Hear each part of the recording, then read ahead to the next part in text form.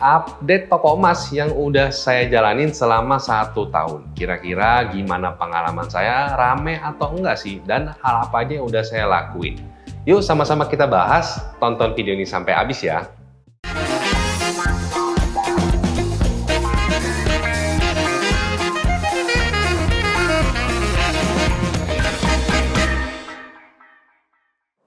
Halo semuanya, selamat datang di channel Halo Mas bersama saya Willy. Di video kali ini kita akan bahas pengalaman saya handle toko emas yang saya jaga sendiri selama 1 tahun.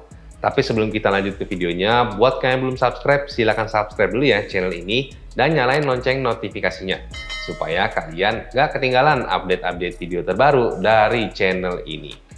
Nah, mungkin kalau misalnya kalian udah ngikutin Halo Emas dari tahun lalu, tepat di Maret 2022 kemarin, saya opening toko emas yang saya handle sendiri. Nah, sekarang pas banget nih, udah Maret 2023, udah pas 1 tahun, dan saya mau cerita ke kalian gimana pengalamannya. Mungkin kalau misalnya kalian terinspirasi gitu ya dari step by step yang saya bikin untuk membangun toko emas, ada beberapa orang yang nanya, gimana tips and triknya buka toko emas, terus gimana cara-caranya. Terus juga ada juga banyak juga pertanyaan-pertanyaan yang general kayak aplikasi emas digital terbaik, terus spread emas fisik termurah, kayak gitu-gitulah ya. Nah itu cukup banyak tuh di DM Instagram Halo Emas. Nah saya berpikir supaya lebih efektif dan efisien, kayaknya enakan kita bikin grup kali ya, Halo Emas Family. Kalau misalnya kalian mau join itu gratis, langsung aja klik linknya itu di deskripsi. Nanti saya kasih linknya di situ. Jadi kita bisa saling sharing. Jadi kalau misalnya kalian ada pertanyaan atau misalnya pengen nambah-nambah ilmu seputar emas, langsung aja join grup itu. Nah, sekarang kita lanjut ke videonya. Gimana pengalaman saya buka toko emas selama 1 tahun? Pertanyaan yang paling banyak saya dapetin. Gimana? Rame nggak? Omsetnya berapa? Nutup atau enggak? Ini pertanyaan yang sering banget saya dengar. Kalau misalnya saya ketemu teman, saudara, atau yang lain-lain. Saya nggak ngerti di pasar itu juga atau di seluruh Indonesia mengalami penurunan daya beli, tapi yang saya rasain itu memang pasar itu ya agak sepi gitu ya. Tapi memang alhamdulillah untuk kalau misalnya kita ngomongin omset dan profit ya, growth-nya masih ada, masih terus naik ke atas walaupun ya agak naik turun gitu. Tapi patternnya kalau misalnya tarik panjang ya tetap naik. Terus juga nutupin semua biaya operasional kayak biaya karyawan, biaya pegawai. Terus juga ada stok yang muter gitu. Jadi memang ya, lumayan lah ya, walaupun nggak exit atau nggak melebihi dari ekspektasi saya pas sebelum saya buka toko emas. Tapi ya oke lah. Nah, hal yang saya lakuin selama setahun ini, pertama itu yang pasti adaptasi ya. Ini saya mau cerita lumayan banyak nih di sini. Jadi pertama itu pas saya buka, saya kan ngerancang dulu nih, bikin konsep nih. Jadi saya mau potongan pakai persen, terus potongan berapa persen, ada yang 5%, 8%, 12%, macam-macam lah ya, tergantung sama kadar dan juga model. Tapi memang begitu saya masuk ke situ, pasarannya nggak terima gitu. Jadi kayak agak bingung sendiri, persen itu potongan berapa, potongannya.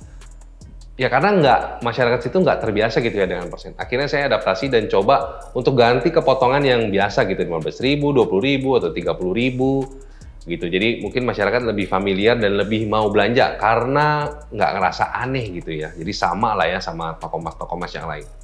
Terus juga pas saya buka toko emas itu saya udah state bahwa kadar minimal yang mau saya mainin itu di 8K. Itu minimal tuh ya, 8K capnya 375, itu minimal.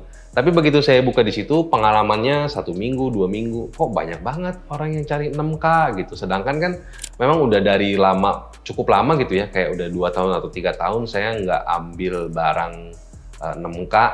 Jadi memang stoknya itu nggak terlalu banyak gitu. Jadi saya mencoba untuk ngikutin kemauannya market. Jadi saya ambil sedikit barang yang 6K ya.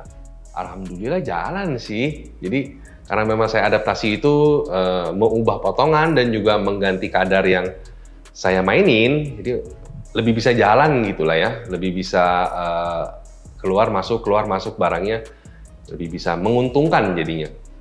Nah, tapi kesimpulannya, nah tadi saya udah cerita panjang lebar ya, gimana pengalaman saya running toko emas selama 1 tahun. Mungkin dari kalian ada yang tertarik untuk buka toko emas dan udah berpikir gimana konsep toko emasnya. Mau jual barang yang bagus banget, mau potong yang murah banget, mau yang kayak gimana. Tapi kalau misalnya kalian nggak riset market juga, itu bisa jadi nggak kena gitu ya.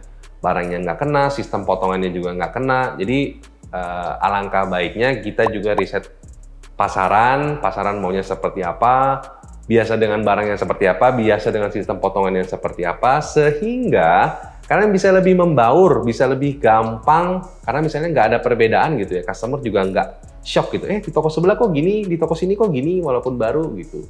Jadi ya supaya bisa cepat menurut saya sih, kita bisa dapat pasaran yang lebih cepat.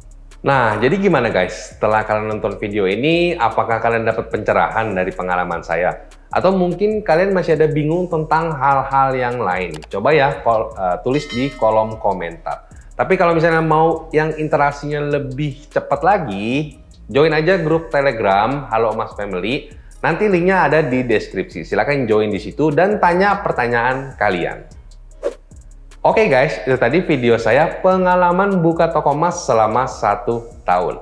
Share ke teman-teman kalian yang mungkin membutuhkan informasi ini. Jangan lupa like kalau kalian suka dengan video ini, dan kita ketemu lagi di video selanjutnya.